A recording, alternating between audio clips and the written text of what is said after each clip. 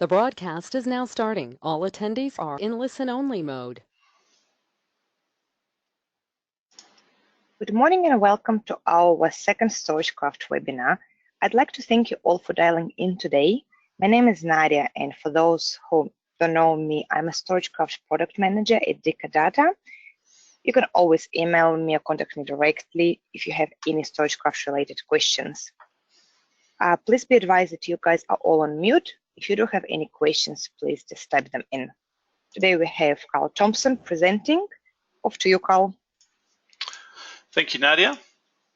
So as Nadya mentioned, this is our second webinar. Last week it wasn't last week, it was a couple of weeks ago, I think. We did a webinar on the StorageCraft disaster recovery solution. So it's the Shadow Protect backup and disaster recovery. And the core focus was looking at the on-prem and how quickly Shadow Protect can back up and then recover. So today we are going to be talking about the StorageCraft Cloud Services. This is a purpose-built disaster recovery data center in the cloud that we can send a copy of those backups to and rapidly virtualize them in the cloud. So as I mentioned last week, on the left there, we talked about the production servers using Shadow Protect to back them up. We back them up to some local storage and then have recovery options on-prem, so virtual boot, head start, restore, or full system recoveries. So this is obviously the key thing is that, if you're adding on the StorageCraft Cloud, you still want to architect some form of DR on site. If you have a VM that has an issue or ransomware or something goes wrong with an isolated machine, generally you just want to quickly recover that back to where it came from. But perhaps if the whole site went down, fire, flood, earthquake, or some sort of catastrophic event, then at that point we'll want to fail over the entire site into the cloud. And that becomes more relevant too when you think about things like internet speeds and networking. If one of your VMs has an issue, you don't really want to bring that up in the cloud and have to network the two together and then get it back again.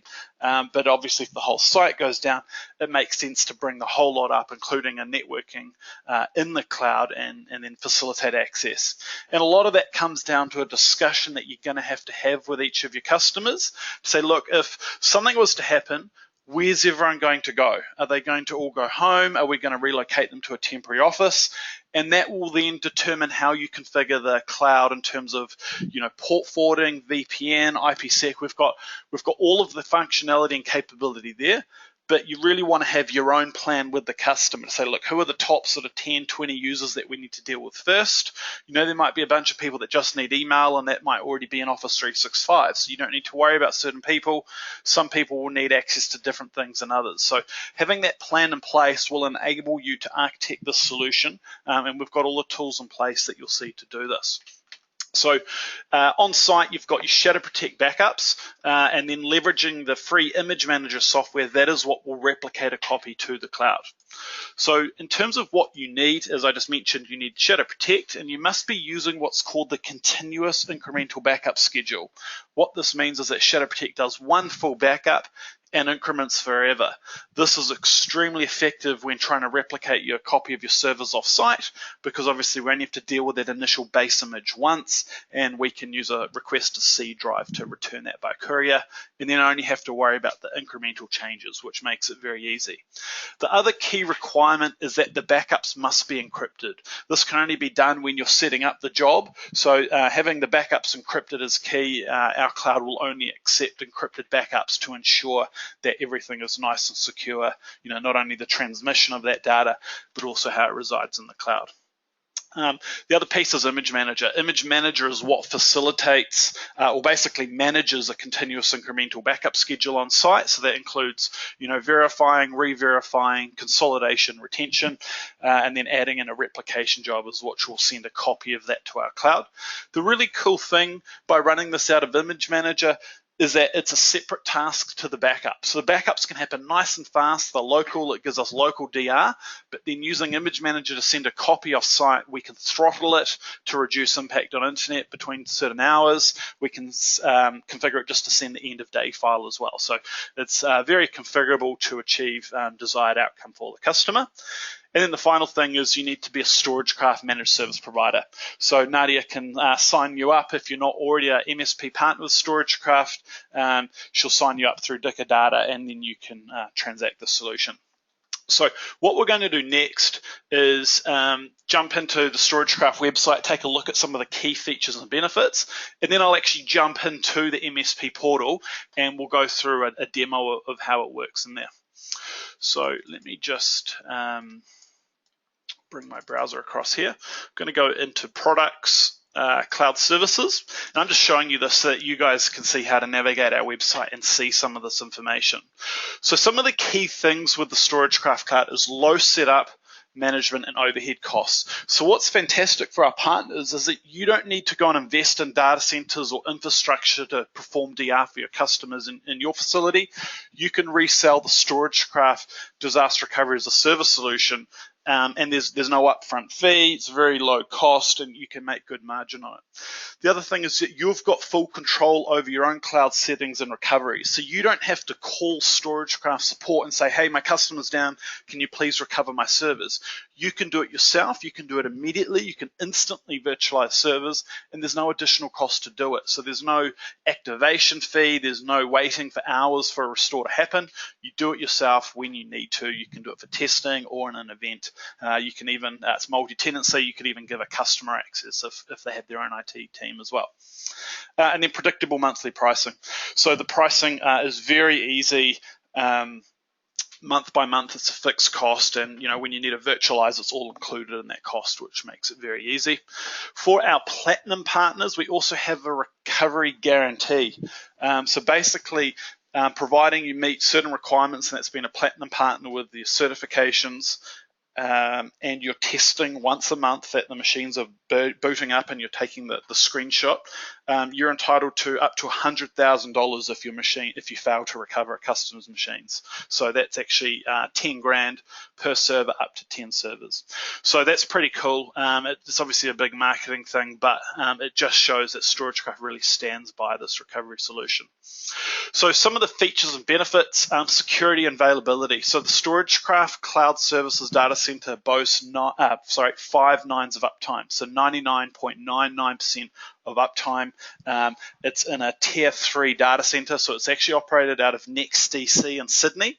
That's a very resilient, with meeting all the redundancy and resiliency requirements. Our cloud leverages a very sophisticated Ceph file infrastructure. Basically, we're holding 3.7 copies of all data spread across all of the racks. We can lose entire racks without losing any, the data integrity. So that's really powerful, and there's a huge investment by StorageCraft to achieve that, which is really cool. Service levels and retention tiers. Basically, we've got a few different options, which are called the service levels of what features you want, and then retention tiers define how much retention you want to keep for each machine in the cloud. And I'll go into a bit more detail on that in a minute. Control and flexibility. So as I mentioned, all through the MSP portal, you can manage and monitor all of your customers' accounts and machines, as well as perform a complete failover without having to contact StorageCraft at all. You can even then revert it right back on-prem again, and we can ship you a drive and revert it back, and you can do all that yourself through the portal as well. So you don't need any intervention from StorageCraft to do that. Advanced network recovery options. So we've got a really great, easy to use network configuration panel in the cloud, but we can also enable full access to the entire firewall that would be used for the customer network. So it's very configurable for whatever requirements the customer may need, depending on what types of services, ports, VLANs, VPNs, anything like that they need is you're able to pre-configure that in the cloud. And that leads me on to the final one, is the policy-based failover. So based on pre-configuring your networking requirements, you can choose a boot order for, if a customer's got 10 servers, you can say, look, I want my domain controllers to boot first. I'll give them 5 minutes to start up, and then I want to start booting my critical servers, and you can basically define a boot order. So by creating that policy of the boot order, what that means is you now have a one-button click to fail over your entire customer into our cloud. You click that one button, and that's actually an exclusive patent by StorageCraft. You click that one button, and it will instantly start booting.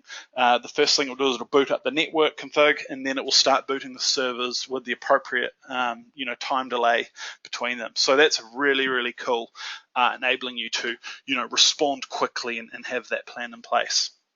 So some of the scenarios for the StorageCraft Cloud is obviously storing the data off-site. So you can ship the data to us, and then we have a BMR drive where we can ship it back to you, or you can download it. So that's actually what our Cloud Basic service level is. It's basically sending a copy of stuff to our cloud, and if you need it, we ship it back to you. So it's very basic.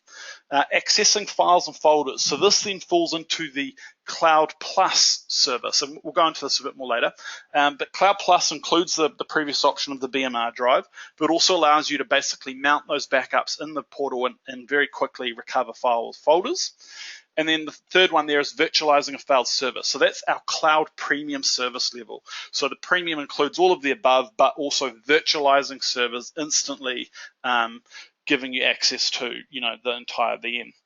Obviously restoring systems and data replacement hardware on site. Again, you can download those images and restore them. Having a second copy is always great, and having the option of choosing different levels. So there's some great features and scenarios there, but just taking a look at the service levels, this kind of outlines these in a nice to read chart. So basically along the top, we've got 3 retention tiers. So retention tier 1, you'll see is the same all the way down. You've got 3 daily recovery points. So what that means is that if you choose retention tier 1, we only hold the last 3 days worth of backups in our cloud. Retention tier 2 holds the last 5 days as well as the last end of 2 weeks. So it gives us a bit more retention. I think this one's becoming the most popular in New Zealand now because the 3 days is obviously the cheapest option. But if there's a long weekend, you kind of wonder if ransomware hit on a Friday afternoon, what are my chances of getting it back on Tuesday? So retention tier 2 is just giving me a bit more breathing space. Retention tier 3 gives us a bit more again, 7 days, 4 weeklies, and 3 monthlies. So it doesn't cost a lot more to jump up between the retention tiers. The final option is the flex option. So that actually allows you to define whatever you want. You could put in 12, 24 months if you want to. The key thing to note is that the StorageCraft Cloud is really designed for DR. It's not price-wise, you're not going to see the most cost-effective solution when you start winding up for longer-term retention requirements. And really what that comes down to mostly is that the default pricing is based on up to 1 terabyte of storage per machine. So up to 1 terabyte, the minute you start winding up the retention, it's going to start looking, depending on how big the machine was, it could start exceeding that requirement. Now down the left are the service levels. So Cloud Basic, as we talked about, is a copy in our cloud. If you want to recover it, you can either download or we ship you back the whole backup to recover back on site. Cloud Plus, the same function, plus the ability to access the contents of those backups, and you can select a file or folder, it zips it up on the fly, and you can immediately download what you're looking for. And then Cloud Premium, obviously, all of the virtualization, networking support, etc. So Cloud Premium is by far the most popular service that we sell across Australia and New Zealand. A lot of the Basic and Plus, a lot of our partners are already doing that in some way or form themselves today, whether they've got a box in their office or in the data center with our included intelligent FTP replication. So that's a fantastic thing that you may be able to achieve at a lower cost perhaps than what our cloud might be. But certainly from the premium perspective, the ability to virtualize these backups, that's an additional significant investment by the customer, whether the partner has, infrastructure in VMware or Hyper-V or whatever platform to virtual boot or Head Start restore the customer's backups into their facility. And not only that, but then also provide networking capabilities to get the customer back online. So that's really where we're seeing the shift or adding on the Cloud Premium option to what they're already doing today. So without further ado, I'm going to jump across into the partner portal. So partners.storagecraft.com. If you're not an MSP provider, the best thing is to go through Dicker Data and get them to sign you up first. They'll provide a link which will then register you for the partner portal, but more importantly, include access to the MSP providers section. So if you sign up to our partner program, directly, you won't see the MSP option. So that does need to be done through distribution. So I've expanded out MSP. We've clicked on Cloud Services. The first time you do that, you do have to accept the Cloud Services Agreement. I hit that scenario with a customer this morning, actually, and they had to go back to the legal team. So just bear that in mind. There's a final step there of accepting the Cloud Services Agreement. Then the very next step is you just go in and add an account. So adding an account, you're basically adding in each customer. We need a name, a username, and a password.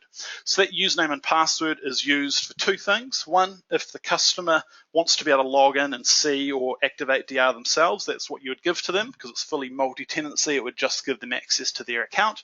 But also it's used by Image Manager to replicate that customer's machines into this cloud account. And then you'll see as you scroll down a little bit further, the other option, oops, what's going on my mouse? The other option is to choose the default retention based on the service level. So this was all defined when you start uploading the machines in Image Manager, but basically this is where you can set up some default settings. Now I'm not going into too much detail. I'm happy to walk someone through on a more technical onboarding at a later stage. But if we just expand out my account and take a quick look here, I've got a handful of servers that have been replicated to this customer account. One of the very first things I did was go into networking and pre-configure all my settings. So I've chosen a subnet to run. I can pre-set up IPsec or OpenVPN accounts to facilitate access for end users. I can request public IP addresses. I can request private IPs. This is basically where I've got certain servers where I've reserved specific IP addresses that I want them to boot up with. And that enables me to configure network mapping. So that's all my port forwardings, you know, for RD gateway, for email, for any web services, that kind of thing. So you can set all this up in advance. It's very easy. We have an additional manually configure network option, which actually gives me full access to the entire firewall that we use so that you can configure really whatever you need to get the customer up and running. And then, as I mentioned, the exclusive patent, the virtual machine policy. So basically, I get all the machines on the left, which is just still loading. You drag them into the right, and you say, look, I want this one to boot straight away. And once that, so I can see that I've got my domain controller boot straight away. After clicking that button, it will boot straight away. And then once that has started, these two servers are going to wait 4 minutes and then start booting. So, you know, you can get quite complex policies here based on what you require, but basically by clicking this one launch VM policy button, it'll now boot up the networking firewall. It will then start booting these servers in the appropriate order. So very easy for complete site failover. Taking a look at a specific machine that I've uploaded, we go into here. This is actually the server that I did the last WebEx with, where we did the backup and local DR. A copy of that server is also sitting in the StorageCraft Cloud. I can see available recovery points, so I've just got retention tier 3 here.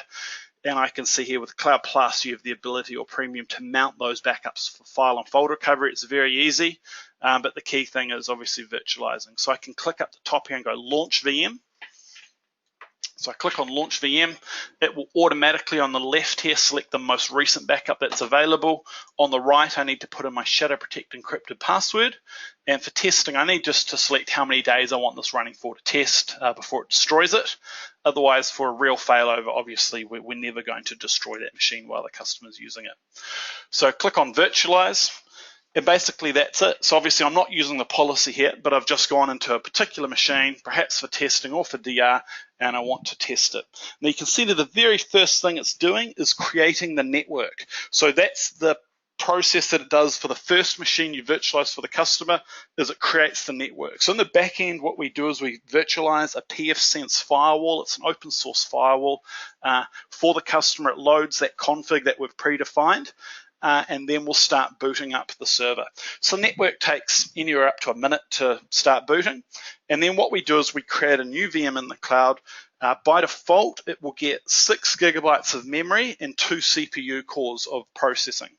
So what you need to do is you need to test that. You need to make sure that that's going to be fast enough for you. If you know it's not off the bat, what you're going to do is email support and say, hey, this machine in the StorageCraft Cloud, can you please give it, 24 gig of RAM or 64 gig of RAM and 8 or 12 core or whatever you need. And it doesn't cost anything. And once they've assigned it that processing, it will always have it going forward whenever you need to virtualize it. So we just ask that you request that in advance so that it's there ready to go. There's no extra cost for it. We just need you to ask for it so we can make sure people aren't just, grabbing every available CPU memory for no reason. And 6 core and 6 gig of memory and 2 cores is going to be enough for a lot of your basic servers, but some of them are definitely going to require more. So please ask for that in advance, then do a test to make sure that it's performing as you would expect. So we can see there that servers it's going through the process of creating a VM.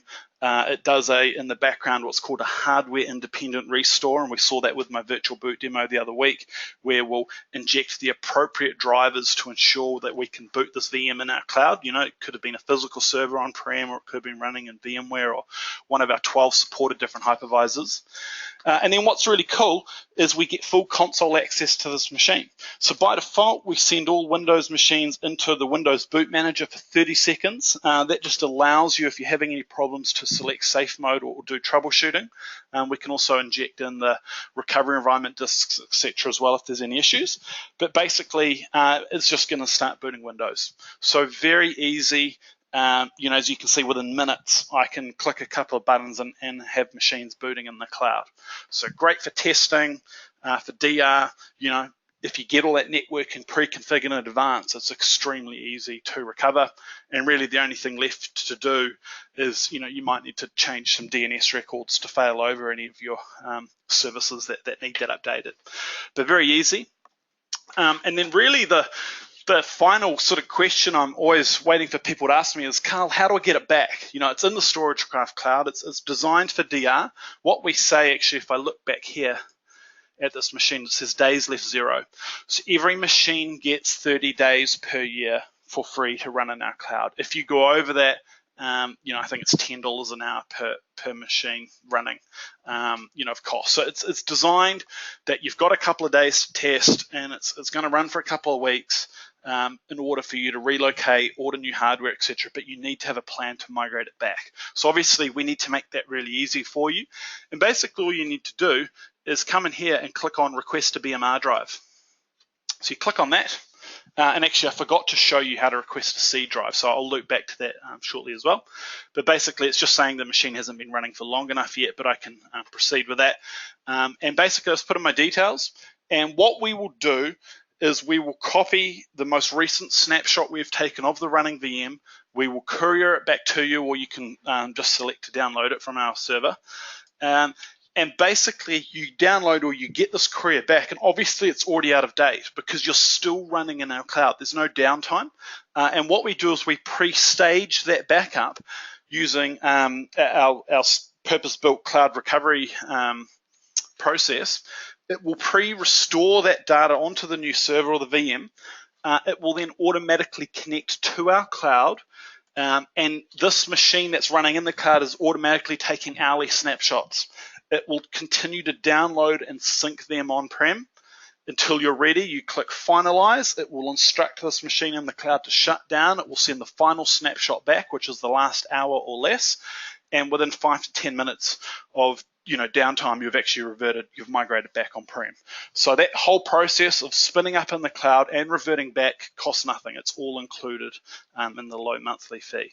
So it's a complete end-to-end disaster recovery solution. We make it very easy. As you can see, you can do it all yourself through the portal without needing to call anyone. As I mentioned, there was one option I did skip on, is the C drive. So you can request C drives. We ship you a secure container that can hold up to 4 disks, and they can be 2 or 6 terabyte disks.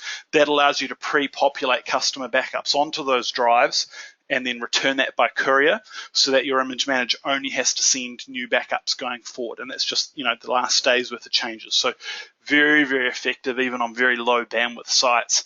It can be a very successful solution for getting a copy of your stuff into the cloud. So this server's just going through its final boot process here, but as you can see, and this is probably one of my favorite things from a technical perspective, is that I've got full console access to this machine. If there was any problem with like a ransomware or the machine was in a bad way, I can actually see what's going on. If this was crashing or blue screening, I've got full control. And this is what you don't get in a lot of public and private clouds, is the ability to actually see what's happening with a VM. You know, if it doesn't boot, you just don't have access to it, or you might get a screenshot back, but no actual control. So I can actually log in here once this boots up, make any changes, reboot the server, all that kind of stuff, you know, before my users come online. And additionally, you know, you've got the ability to, you know, power it off, destroy it once you're finished. And then obviously for our platinum partners, taking the screenshot is one of the key requirements for that 100K guarantee. So we have that there. And obviously enabling real failover is going to make sure that the machine doesn't get destroyed automatically. It will also instruct our cloud to take the hourly snapshots of the machine. So the backups will keep happening.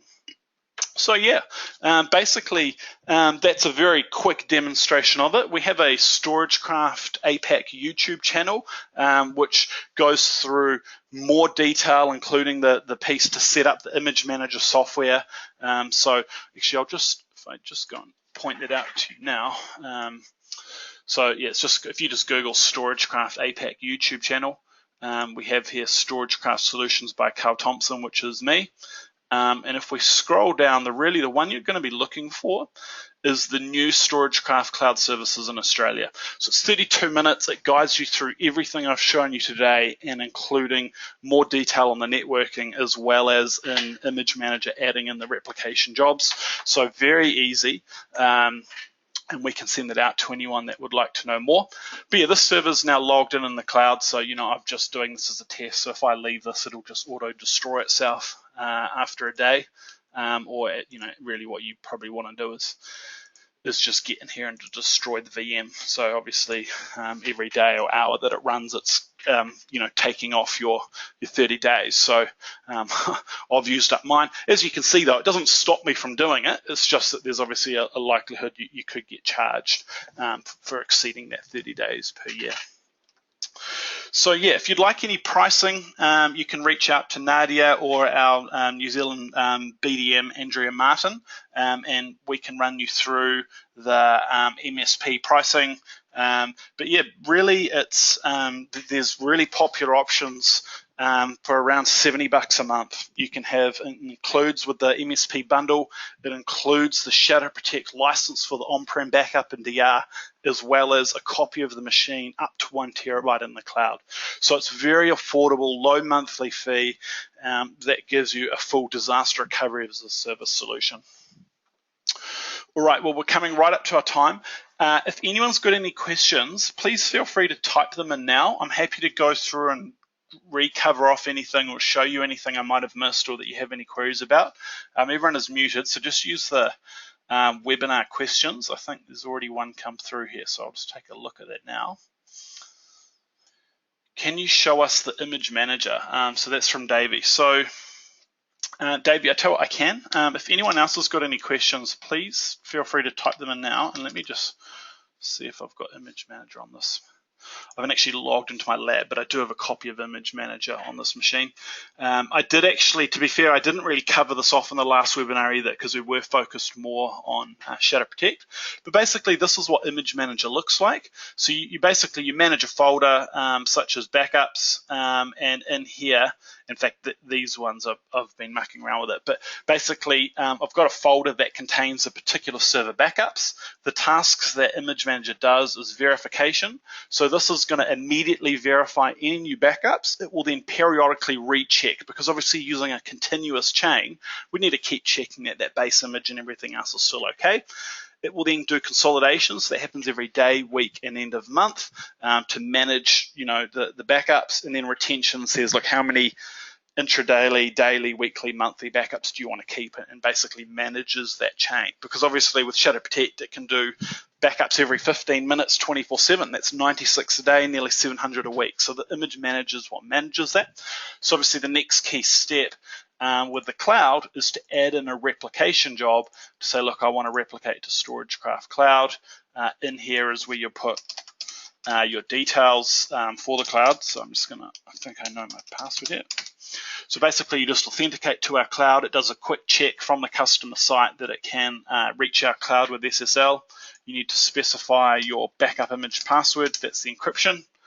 Replication mode, you just choose. You want to just send the end of day consolidation that Image Manager does, or would you rather immediately replicate, i.e. every 15 minutes? And there's a small extra charge for that option. I think it's an extra $10 a month if you want to replicate the backups throughout the day. Otherwise, the default option will just send them at midnight. When Image Manager consolidates, it will replicate just the end of day to the cloud.